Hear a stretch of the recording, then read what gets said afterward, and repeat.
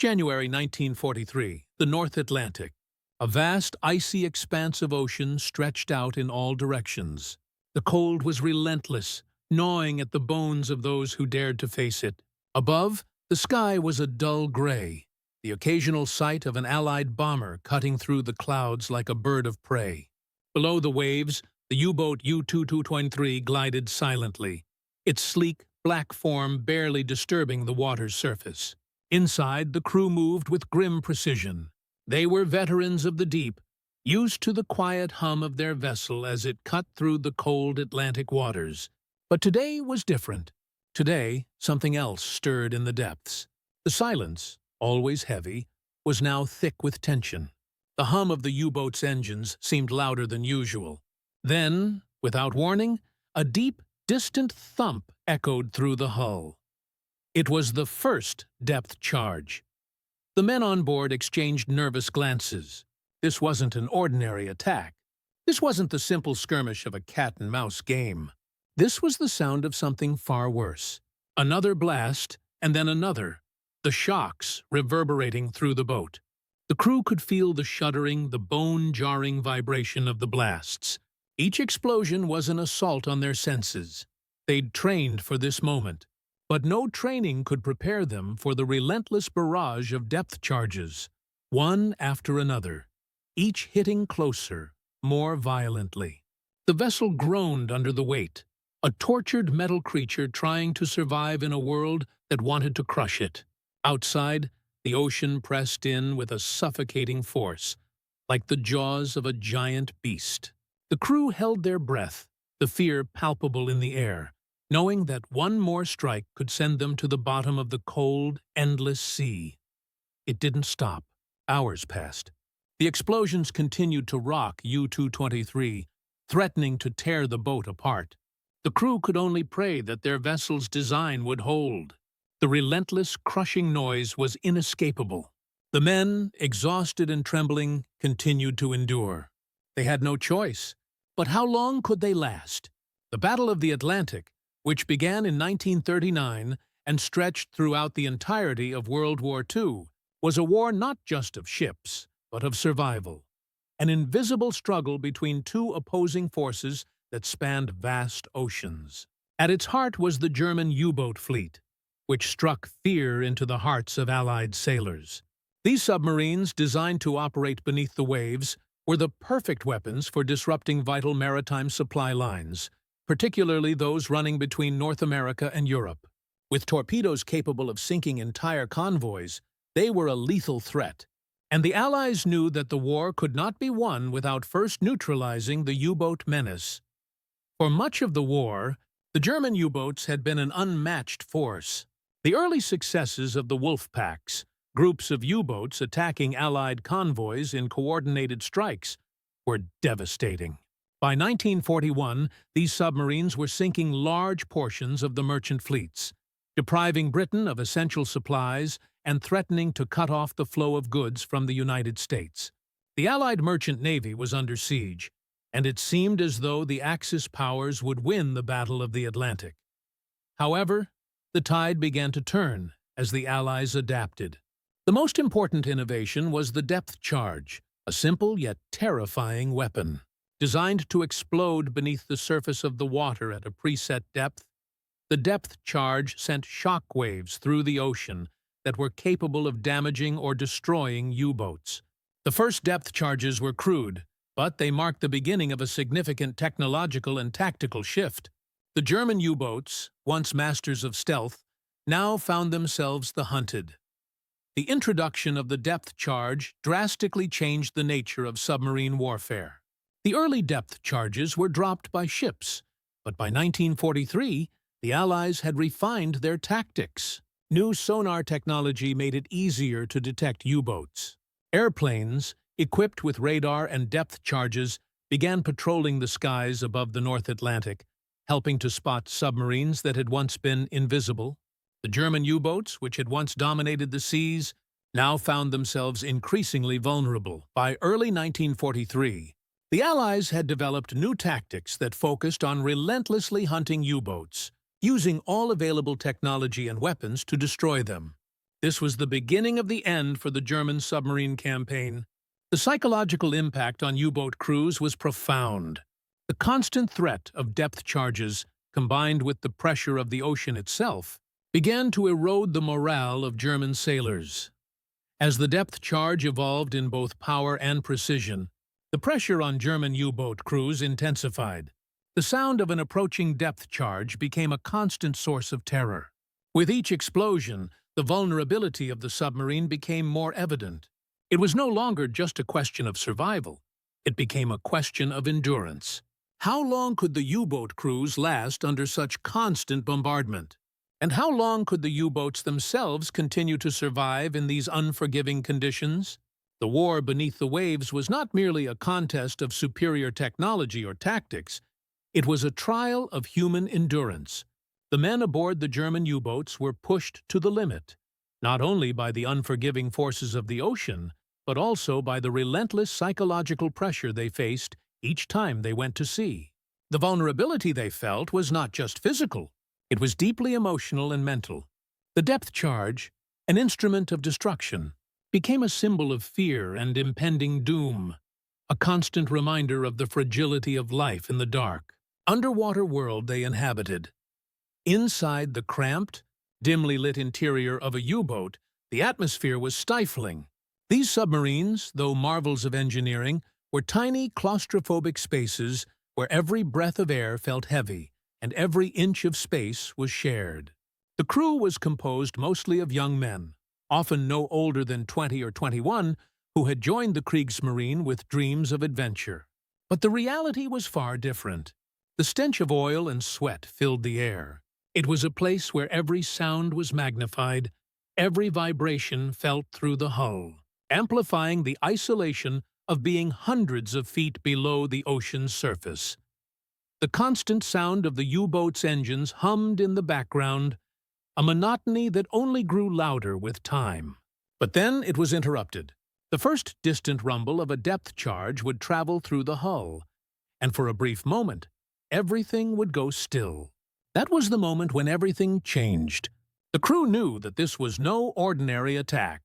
This was the start of something much worse. The blast that followed was never predictable. Sometimes it was a single, isolated explosion, the kind that made the whole boat tremble and groan under the pressure. But more often than not, it was the start of an unrelenting barrage. Depth charges, timed to explode at specific depths, could hammer a U-boat for hours, their shock waves sending violent jolts through the boat's fragile frame. With every explosion, the vessel would shudder violently, as if the sea itself was trying to tear it apart. The walls of the submarine seemed to close in tighter, suffocating the men trapped inside. It wasn't just the physical threat of death that made these attacks so terrifying. It was the complete loss of control. The crew had no way of fighting back against the depth charges. The sub could only dive deeper or change course, but these were often ineffective against the relentless, calculated attacks. Every blast brought them closer to their doom, and yet they could do nothing to stop it. The idea that a powerful enemy was above them, somewhere on the surface of the ocean, dropping explosive devices designed specifically to kill them, was maddening. In those moments, the sea was no longer a place of refuge. It was a prison. For the crew, the sound of depth charges falling around them was an ever-present reminder of their vulnerability. It created a psychological atmosphere of constant dread. The men knew that a direct hit could puncture the hull, flood the submarine, and send them plunging to the depths in minutes. And even if the boat survived, the damage caused by the shockwaves could destroy critical systems, communication equipment, navigational instruments, or even the submarine's propulsion, making it impossible to escape. But it wasn't just the fear of death that caused the most damage. The real toll came from the endless waiting. Depth charge attacks were rarely over quickly. The explosions could continue for hours, each one followed by an agonizing silence. The crew would often lie in wait, barely daring to breathe, knowing that at any moment the next attack could be their last. During this time, the tension in the boat would mount to unbearable levels. In the cramped quarters, where the men were already under immense physical and emotional strain. The constant pressure of waiting for the next blast began to break down even the most hardened sailors. Men who had once been brave and confident began to show signs of fatigue, both mentally and physically. They would spend hours at their stations, staring at gauges that meant little in the face of the threat around them, unable to focus. In the darkness of the submarine, some would retreat inward, trying to block out the terror they felt. But even in their isolation, they were never truly alone. The constant vibrations, the deep, haunting thumps from outside, the muffled cries of fear from other members of the crew, it all combined to create a nightmare that seemed endless. Fatigue set in. Some sailors, unable to take it any longer, would break down, their composure faltering. They had been trained to endure, to fight through the chaos, but nothing had prepared them for this. No amount of preparation could have accounted for the sheer psychological toll of enduring hours of bombardment, not knowing when or if it would ever stop.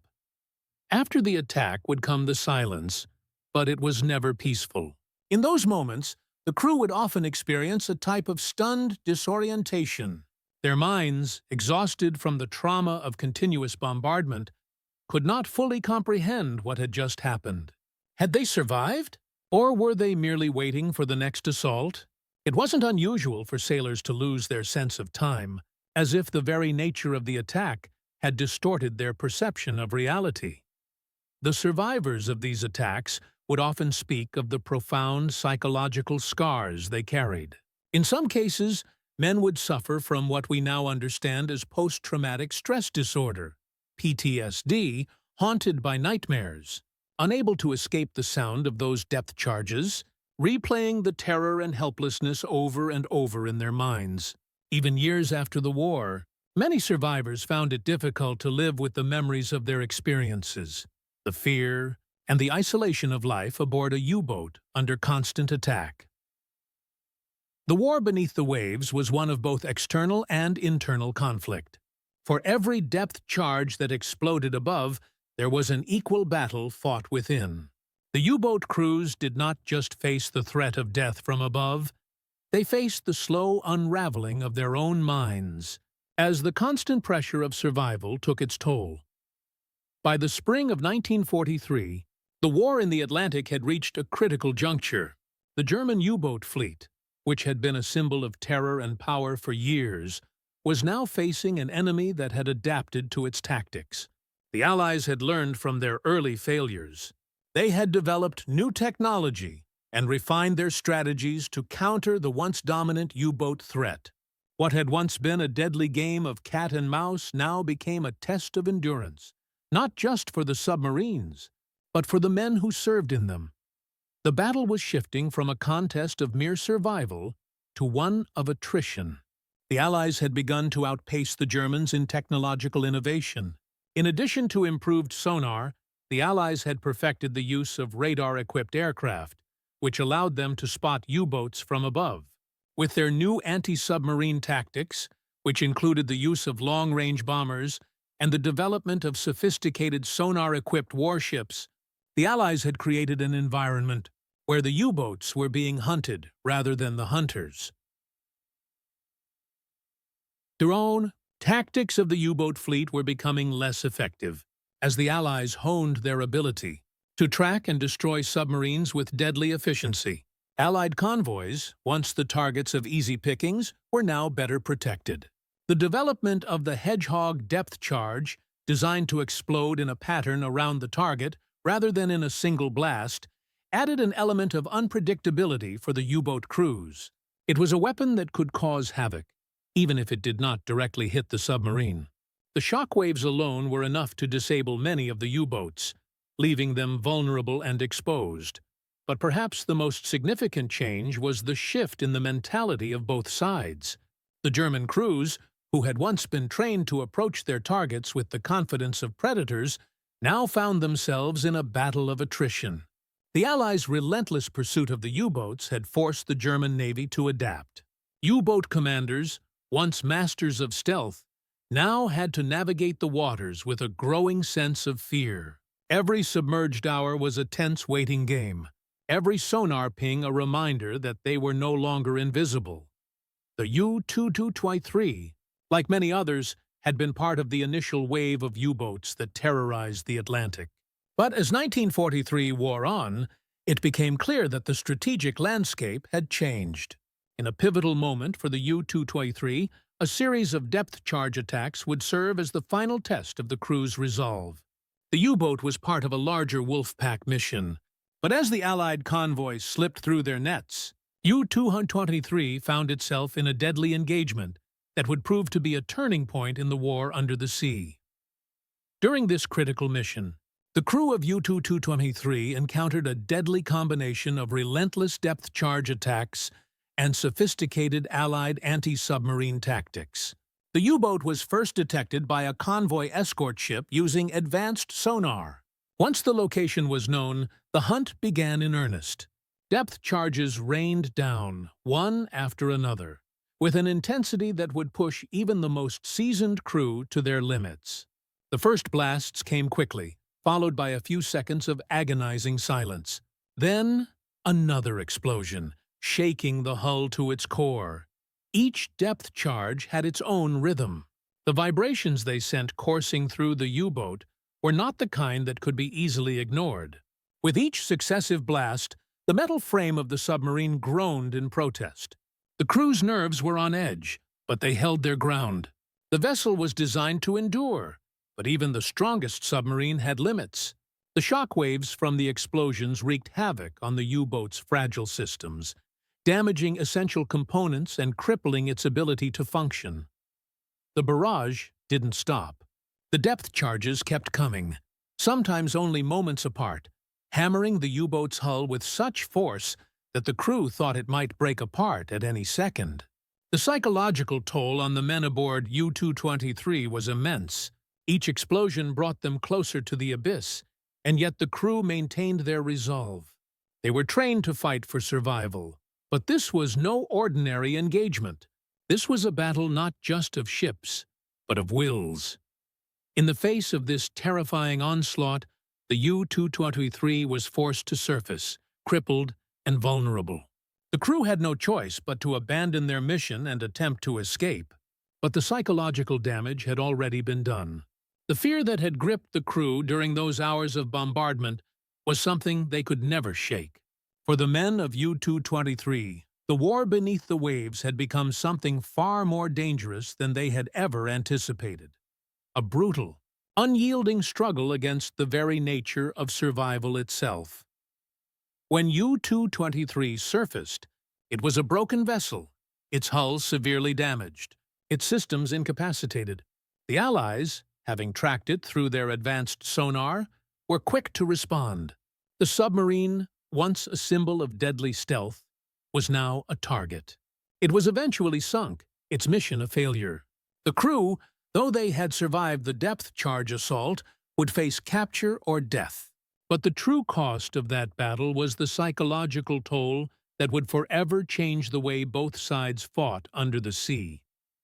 For the Allies, the sinking of U-223 was a victory, but it was also a reminder of the brutal nature of the Battle of the Atlantic. The U-boat menace had been neutralized, but it had taken a staggering toll on both sides. The men who had survived these engagements would carry the mental scars of the battle for years to come. For the German sailors, their worst fears had come true. Depth charges were no longer just a threat to their vessel. They were an attack on their very humanity. The sinking of U-223 was a harbinger of the inevitable collapse of the German U-boat campaign in the Atlantic. By mid-1943, the Allies had not only developed more effective anti-submarine tactics, but they had also come to understand the full extent of the U-boat's vulnerability. The days of the Wolfpack operations, where German submarines could operate with deadly effectiveness, were numbered. Each U-boat that fell victim to depth charges, radar-guided sonar, and the increasingly effective convoy escorts marked another blow to the once dominant force. The psychological damage inflicted on German crews was equally significant. The men who survived these horrific depth charge assaults would be left with deep emotional scars that would haunt them long after the war ended. As the Allied forces tightened their grip on the Atlantic, the German Kriegsmarine struggled to replace the massive losses they had sustained.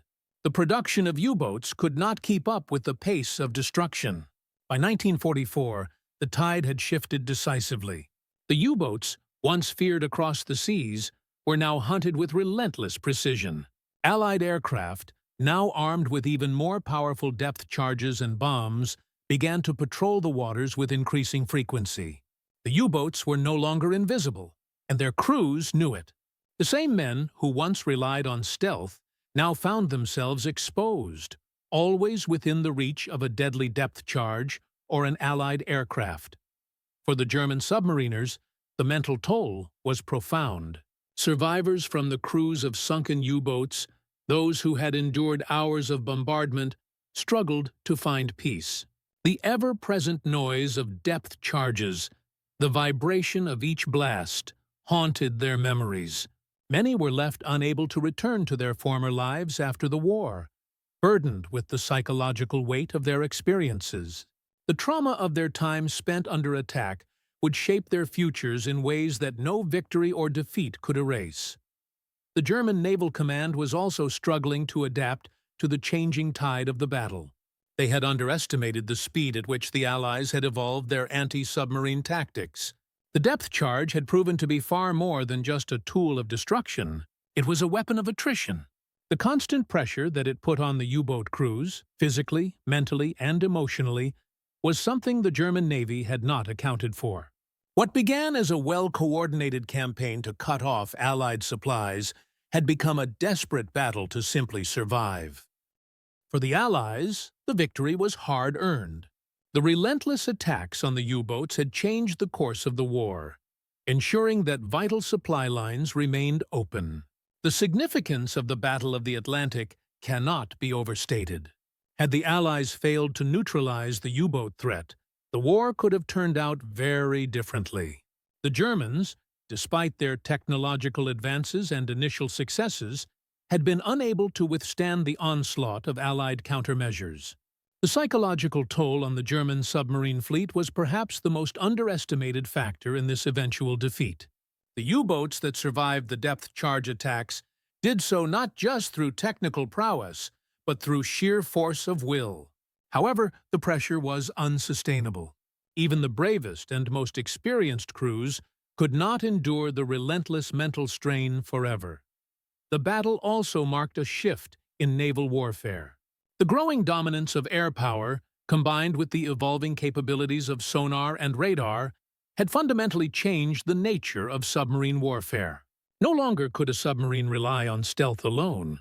The ability to evade detection became a matter of advanced technology, not just skill and tactics.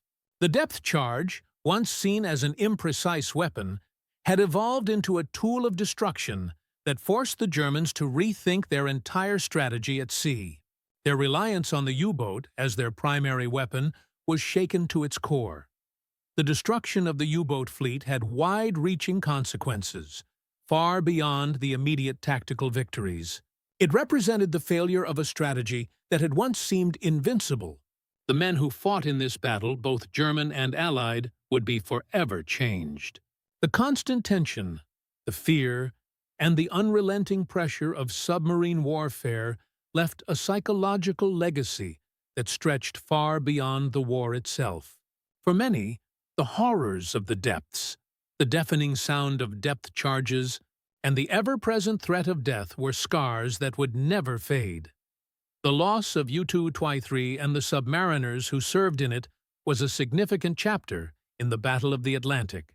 It marked the end of an era for the German Navy and the beginning of a new phase in naval combat. While the U-boats would continue to pose a threat for some time, their days of dominance were over. The Allies had not only learned how to hunt them, but had also learned how to break the spirits of those who manned them. The psychological warfare of the depths was as much a part of the battle as the physical one, and for the German submariners, it was a fight they could no longer win. The Battle of the Atlantic remains one of the most critical and harrowing conflicts of World War II. Surhanatusijudu, a battle where survival was not merely a matter of victory or defeat, but of enduring psychological and physical torment. For the German U-boat crews, the endless hunt beneath the waves tested their endurance in ways that went far beyond their training. The depth charges, powerful and relentless, were not just weapons. They became symbols of the constant terror and uncertainty that these men lived with each time they set out to sea. As the war continued, the Allies' technological advancements in sonar and air power overwhelmed the once feared U-boats, but at a great cost, a cost that extended far beyond the battlefield. The greatest impact of this battle, perhaps, was psychological. The unrelenting barrage of depth charges not only tore apart the U-boats, but also broke the spirit of their crews. The sensation of helplessness, trapped deep below the surface with no way to fight back against the enemy above, was more than just a feeling of fear. It was an assault on the very nature of these men's sense of self-preservation. Each blast was a test of their ability to endure, to continue in the face of an enemy they could never see, to live through an invisible war that did not end when the explosions stopped. This constant threat wore them down, eroded their resilience, and left behind a deep psychological scar. For many, the impact was lifelong, as they struggled to cope with the trauma long after the war had ended. The mental toll was compounded by the isolation of submarine warfare itself.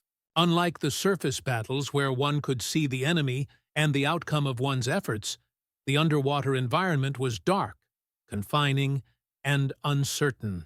It was the perfect setting for the anxiety that gripped the crews of the U-boats. The constant vibration, the sound of depth charges, the darkness, all combined to create an oppressive atmosphere that made it nearly impossible to relax. Even when the depth charges stopped, the feeling of vulnerability never truly went away. The war at sea, for the men of the U-boats, was a never-ending battle not just against the enemy, but against the sea itself. A vast, cold expanse that held no mercy. For the Allies, the victory in the Battle of the Atlantic was significant, not just in strategic terms, but in human terms as well. The constant pressure they applied to the U-boats was not just about tactics. It was about breaking the will of the men aboard those submarines. They developed new technologies, improved their countermeasures, and refined their strategies. But they also adapted to the psychological dimensions of the battle. Convoys were no longer just guarded against torpedo attacks, but against the relentless waves of depth charges, sonar pings, and aircraft bombardments. It became a war of attrition, not only of ships and submarines, but of nerves. The men aboard those convoys had to learn how to deal with constant fear and uncertainty, as their vessels were hunted day and night by an enemy that was invisible to them until it was too late. They, too, would carry the weight of those days for years. The loss of the U-boat fleet marked a turning point in the war, not just in terms of naval strategy, but in the future of warfare itself.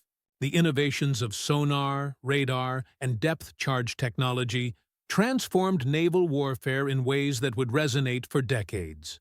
Submarine warfare, once the epitome of stealth and surprise, was forever changed. The design of future submarines would need to adapt to new threats, specifically the increased ability to detect and destroy them. The experience of the men aboard the U-boats served as a reminder that technology, while powerful, was never invincible. Even the most advanced weapons could be countered by human ingenuity and persistence. The human cost of the Battle of the Atlantic is impossible to ignore. The technological arms race between the U-boats and the Allied forces had a profound psychological impact on both sides. For the men in the submarines, every attack was not just a fight for survival. It was a test of endurance. The fear of death, the isolation of the deep, and the sound of depth charges, these were the things that these men lived with every day. They fought not just for victory, but for their very sense of humanity.